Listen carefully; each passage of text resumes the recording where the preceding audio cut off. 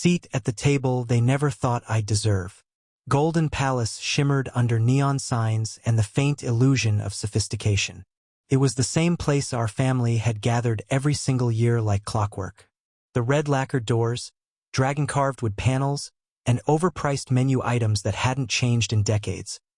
All of it was meant to impress, though in reality, it was just another stage for the Chin family's favorite performance. The Great Boast-Off. Everyone had their roles down pat.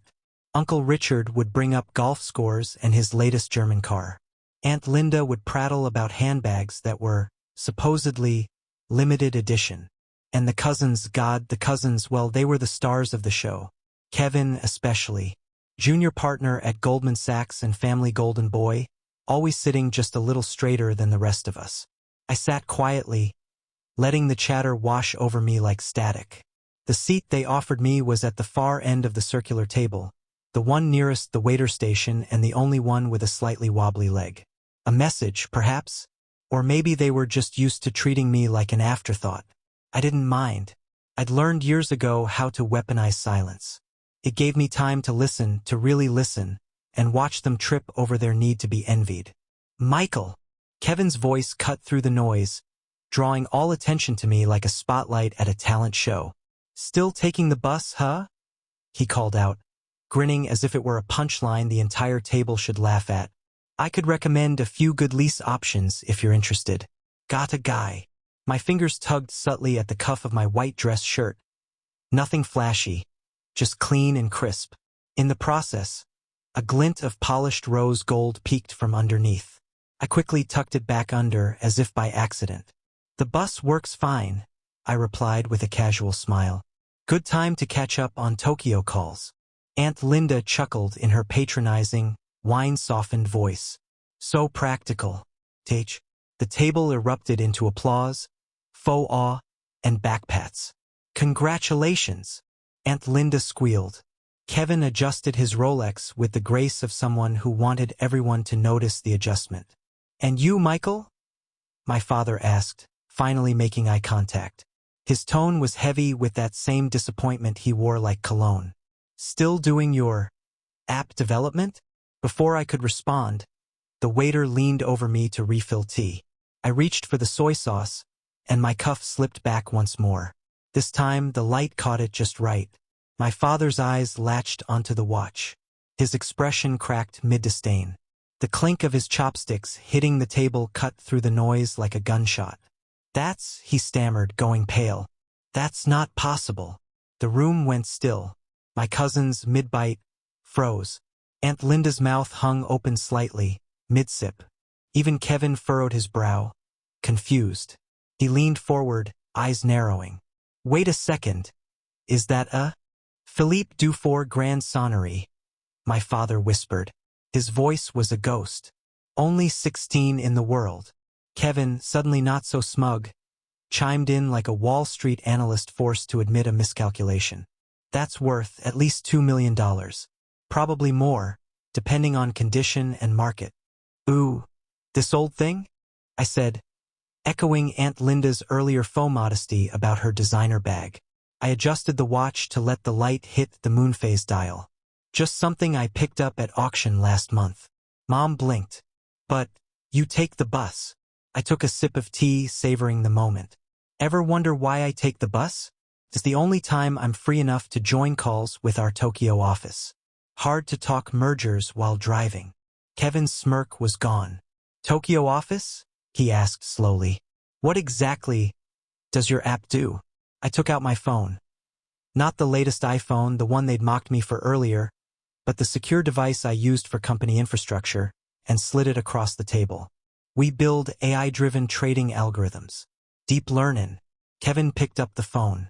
He paled as he scrolled. Uncle Richard leaned over to look. $10 billion valuation? He croaked. 11.2 after the last round.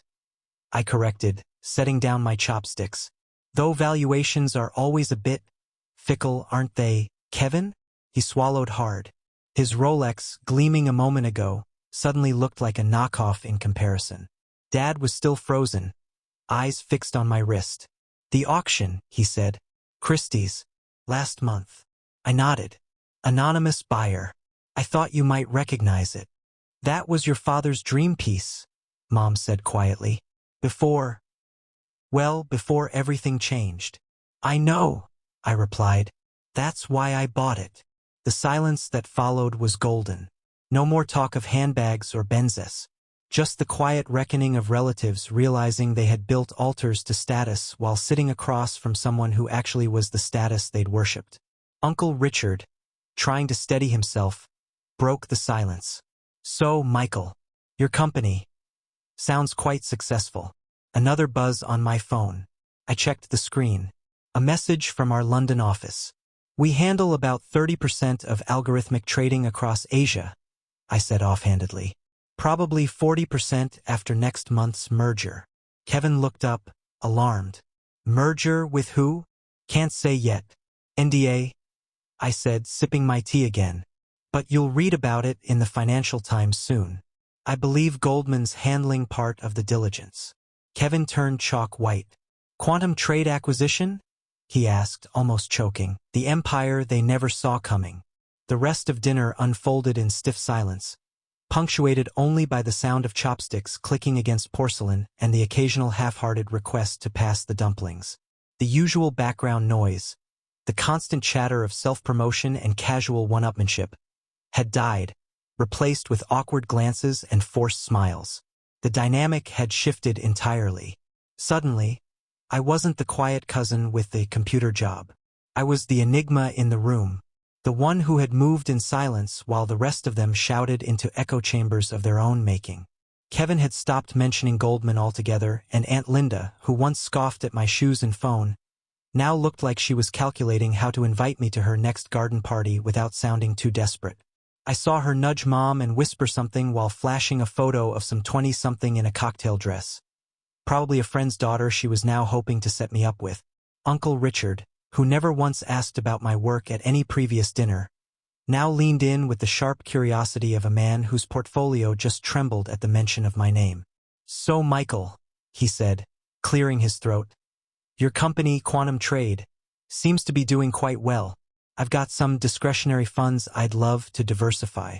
Maybe we could. Sorry, I interrupted with a polite smile. We're fully funded. Our last round was oversubscribed by $3 billion. Not looking for outside capital right now. He blinked. $3 billion. I nodded. Yeah, we had to turn away quite a few big names, actually. I hate disappointing investors, but we're very selective. That shut him up. Even my mother, who'd spent most of my adult life nervously defending my career to her siblings, was staring at me like she just met me for the first time. Her hand reached out, fingertips brushing the edge of my sleeve again, eyes drawn back to the watch like it was a magnet. But why didn't you ever tell us, Michael? I remember that auction, he finally said, his voice faint. Christie's. There was a bidding war. The price shot past the estimate. I wondered who the hell would go that high. I gave a small nod. I knew you'd recognize it eventually. He swallowed. You were the other bidder? There were two of us left in the final round, I said. I had to make sure I won. His eyes widened slightly. You drove up the price just to make sure no one else got it? I shrugged. It was your dream watch, Dad. I wasn't going to let it go. He stared down at the table, his hands clenched. The kind of silence that carries both pride and pain sat heavy between us. Kevin, clearly trying to salvage whatever scrap of dignity he had left, sat up straighter and cleared his throat. Well, at Goldman we always say, actually, I cut in, checking my phone. Your trading desk just switched over to our platform. The memo should go out on Monday. Kevin's jaw slackened. What? Yeah, we've been onboarding several top-tier banks this quarter. Goldman's was the last major holdout. Now you're running on our AI models. The way he slumped back in his chair told me everything I needed to know. For years, they'd spoken to me like I was behind. Now I was ahead, miles ahead, and they were just now realizing they'd been lapped. Aunt Linda, ever the opportunist, changed tactics fast. Michael, darling, she gushed. You simply must come to the country club next weekend. I have a dear friend whose daughter. Can't, I said with a smile. Flying to Singapore that day. Board meeting. Singapore. Uncle Richard blinked. Yeah, I said, slipping my phone into my jacket. Jet leaves early, but I'll have time for a few calls en route. Your jet? Aunt Linda's voice cracked slightly. Just a small one, I said modestly. Better for time zones. I still take the bus to the airport, though. More eco-friendly. The tension at the table reached a slow, stunning crescendo. My mother sat speechless. My cousins were WH. The tension at the table reached a slow, stunning crescendo. My mother sat speechless. My cousins were whispering among themselves. Kevin was clearly texting someone under the table, probably trying to confirm everything I'd said. Maybe even Googling our latest funding round. I didn't care. The moment that mattered came after dinner. Outside, the evening air was crisp. Dad followed me out while everyone else was still bundling up in designer coats or fumbling with valet tickets. He stood there for a moment under the glow of the streetlights, silent, uncertain. That watch, he finally said, the words trembling from his lips. That was the one from the photo, the one I kept on my desk. I nodded. I know. Is that why you bought it? To prove something to me?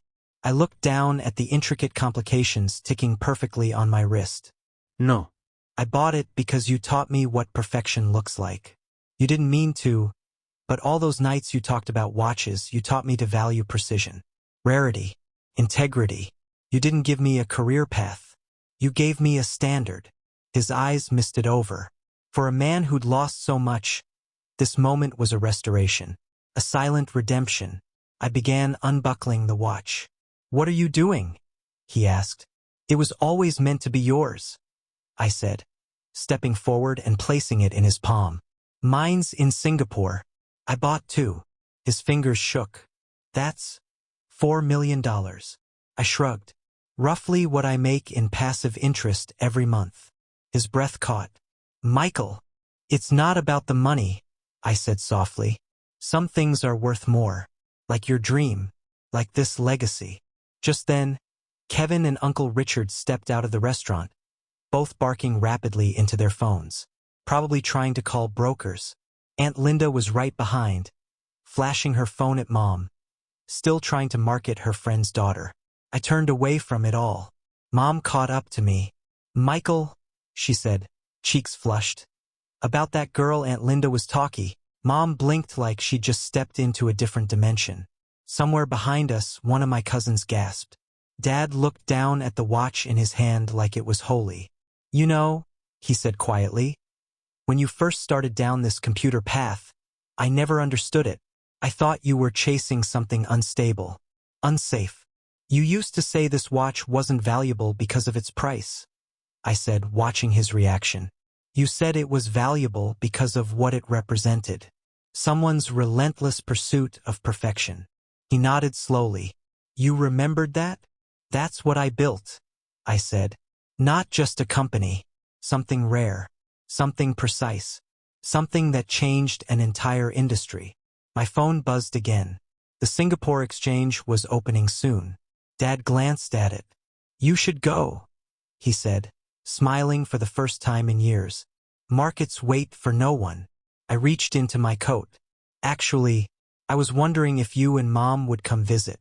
I booked 2 first-class tickets. Jets leaving Tuesday. On your plane? Mom asked faintly. I grinned. No, Mom. On the bus. I let that hang in the air a moment before laughing. Yes, on the jet.